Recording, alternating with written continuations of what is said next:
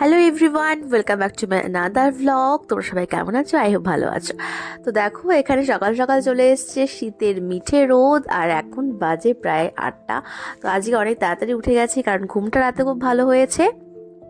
আর এই রোদ দেখে কিন্তু আর লোভ সামলাতে পারলাম না, তো চা নিয়ে ডাইরেক্ট বিছানায় বসে পড়লাম। আর দেখো রোদটা কি মিষ্টি লাগছে। তো ওই শীতকালে রোদটা পাওয়া কিন্তু ভীষণ দুষ্কর, কারণ বেশিরভাগ দিনই থাকে মেঘলা। তো আজকে যেমন সকাল সকাল উঠে এই রোদ দেখে আর লোভ সামলাতে পারলাম না। আর এই চা খেতে খেতে দেখো মনে পড়ছিল সেই ছোটোবেলার কথা, যখন সেই চেয়ার নিয়ে উঠোনে বসে পড়তাম পড়তে বসতে।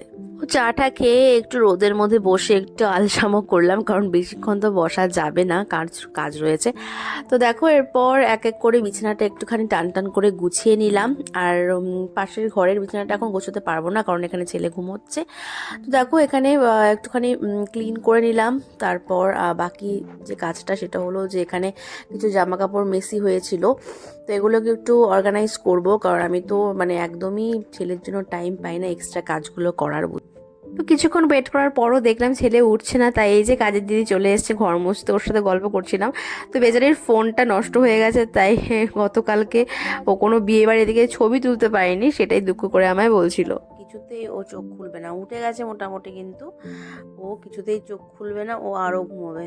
অলরেডি বেজে গেছে 10টা, প্রায় 10:30 বাজে, আর ওর ওঠার নাম নেই। দেখো অবস্থা, দেখো কি দিন দিন দুষ্টু হয়ে যাচ্ছে। অনেক কাকুতি মিনতি করে অনেক কিছু যুদ্ধ করে ওকে ঘুম থেকে অ্যাট লাস্ট তুললাম। তো প্রথমে ওকে হাগিসটা চেঞ্জ করে দিচ্ছি, আর ড্রেসটা চেঞ্জ করবো না, কারণ যেহেতু ড্রেসটা এখন যেহেতু শীত পড়েছে, তো ভেতরটা গরম হয়ে আছে, ড্রেসটা খুললেও এখন আরও চিৎকার করবে, আরও ঠান্ডা লাগবে। তো সেজন্য এই ড্রেসটাই রইলো, একেবারে চেঞ্জ করে দেবো স্নানের পর। তো এরপর আমার চলে এসেছে ব্রেকফাস্টে আজকে ছিল ব্রেড আর ডিম অমলেট, সাথে ছিল একটা লাড্ডু। তো এবারে ব্রেকফাস্ট করে সোজা চলে এলাম রান্নাঘরে। আজকে করবো একটা স্পেশাল মেনু, সেটা হলো লোটে মাছের ঝুড়ি। তো এটা আমার ভীষণ ভালো লাগে, আর তোমরা কে কে ট্রাই করেছো অবশ্যই আমাকে কমেন্ট করে জানিও। তো এটার রেসিপিটা কিন্তু ভীষণই ইজি, আর তোমাদের তবু আমি স্টেপ বাই স্টেপ দেখাচ্ছি। তো প্রথমেই দেখো তেল দিয়ে এর মধ্যে দিয়ে দিলাম কুচো করে রাখা পেঁয়াজ, আর এখানে দিলাম পেঁয়াজ সাথে রসুন, আদা আর লঙ্কা কুচি। তারপর দিয়ে দিলাম একটা টমেটো কুচি, আর সাথে দিলাম পরিমাণ মতো নুন, হলুদ আর শুকনো লঙ্কা গুঁড়ো। তোমরা যারা শুকনো লঙ্কা গুঁড়োটা অ্যাভয়েড করতে চাও তারা করতে পারো, আর এটা শুধুমাত্র কালারের জন্য দিয়েছি। তারপর মাছগুলো দিয়ে দিলাম। তো মাছগুলো দেওয়ার পর কিছুক্ষণ ঢেকে দিতে হবে সেদ্ধ হয়ে যাওয়ার জন্য। আর কোনো এক্সট্রা কিন্তু জল আমি এখানে ইউজ করব না, মাছ থেকে যে জলটা বেরোবে তো সেই জলটা দিয়েই কিন্তু পুরো রান্নাটা হবে। তো দেখো এখানে জল উঠে গেছে, জলটা যতক্ষণ না শুকনো শুকনো হবে ততক্ষণ কিন্তু আমাদের এটাকে নাড়াচাড়া করে যেতে হবে। তো তোমরা প্লিজ আমার এই কড়া দেখে কেউ জাজ করো না, বিকজ এই কড়াটা অনেক পুরনো, কিন্তু এটাতে রান্না করতে না ভীষণ কমফোর্টেবল, তো সেই জন্য আমি এটাতেই রান্না করি। তো এরপরে দেখো ছিল ভোলা মাছ, তো ভোলা মাছও হবে আজকে, ভোলা মাছটা আমি করব না। তারপর এখানে পেঁয়াজ, সরি, ধনেপাতা কুচি করে নিচ্ছি। তো ধনেপাতা কুচিটা একদম লাস্টে আমাদের দিতে হবে। তো দেখো এখানে পরিমাণ মতো ধনেপাতা কুচি দিয়ে দিলাম। তারপর কিছুক্ষণ আরও নাড়াচাড়া করতে হবে। আর তোমরা চাইলে চিনিটা অ্যাড করতে পারো বা নাও করতে পারো, আমি একটুখানি চিনি অ্যাড করেছি। তো দেখো কালারটা কি সুন্দর এসছে, আর গন্ধটাও কিন্তু খুব সুন্দর বেরোচ্ছিল। তো ওই ধোয়া ওটা ভাতের সাথে এই লোটে মাছের ঝুড়ি কিন্তু একদম ফাটাফাটি লাগে খেতে।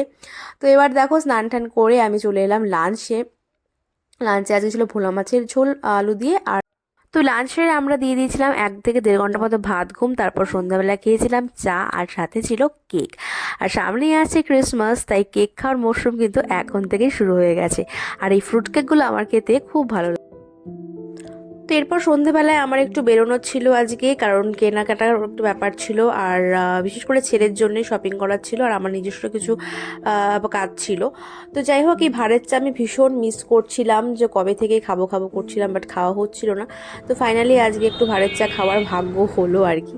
তো তারপর চলে গেছিলাম বাজার কলকাতায়, আর ঢুকে আমি একটু নিরাশ হলাম, কারণ আমার ছেলের সাইজে সেরকম কিছুই আমি পাচ্ছিলাম না।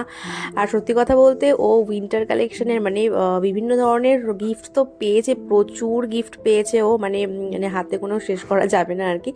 কিন্তু দুর্ভাগ্যবশত ওগুলো না ওর একটাও ফিটিংস হচ্ছে না, মানে একটু বড় বড় হচ্ছে। তো সেজন্যই আমি চেয়েছিলাম যে ওর মাপের কিছু জিনিস কেনার জন্য।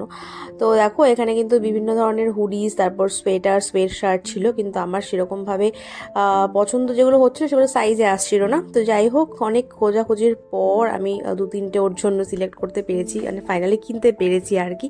তো তারপর নিজের দেখার আর সেরকম টাইম হয়নি। তো যাই হোক, তো আমি একটা হুডি আমার জন্য নিয়ে নিয়েছি, তোমাদেরকে দেখালাম যেটা। তো এরপর অ্যাট লাস্ট খেয়ে পেয়ে গেছিলো খিদে, এরপর মোমো খেয়ে তারপর রওনা হলাম বাড়ির উদ্দেশ্যে। তো ব্লগটা কেমন লাগলো অবশ্যই কমেন্ট করে কিন্তু ভালো লাগলে অবশ্যই চ্যানেলটা সাবস্ক্রাইব করে দিও, অ্যান্ড যারা দেখছো ফেসবুক থেকে তারা অবশ্যই পেজটাকে ফলো করে দিও। তো দেখা হচ্ছে নেক্সট ব্লগ, ততক্ষণের জন্য সুস্থ থেকো, ভালো থেকো, take care and bye by.